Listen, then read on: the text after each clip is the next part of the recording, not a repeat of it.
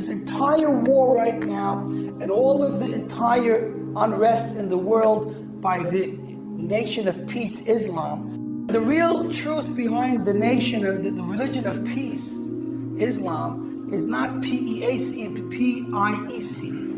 They want one more piece of the world because they don't want a Jew to be alive. They can't stand to look at a Jew. You know why? When they look at a Jew, I mean a fanatic Muslim, religious Islamic person that believes in a religion of this liar, Muhammad, that told them that you're the chosen people, you're the one that God wants, and every Jew is supposed to be killed. And when the end of days, trees are going to scream out to holy Muslim fighters, there's a Jew, a dirty Jew hiding behind me, come and kill him.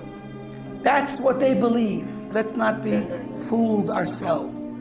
This war is not a political war. It's not a war because people were displaced from their homes.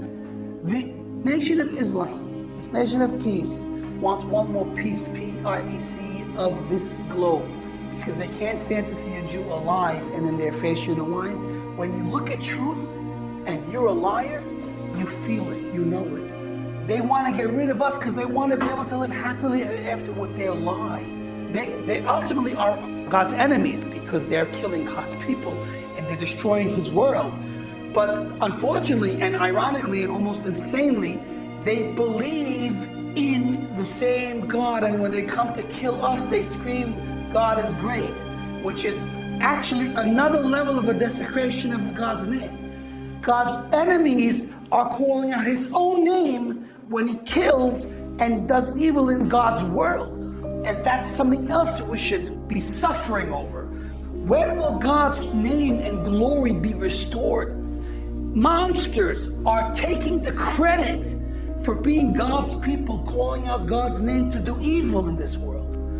For that, the nations of the world have to unite. The people have to unite and eradicate that evil for God's sake, not for us, our sake. That's the real bottom line. Why does all this have to happen? Why do we have to win? For God's sake, for humanity's sake.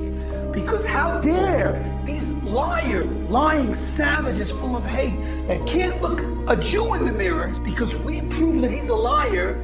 It wasn't Ishmael that was taken on the mountain to be slaughtered, it was Isaac. They stole that from us.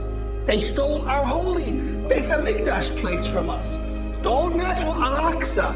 Lies and hate. That's the biggest tragedy.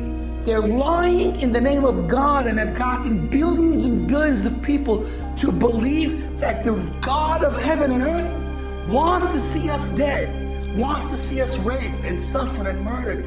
That's the biggest tragedy. And you know who suffers the most in the end of the day? God Himself.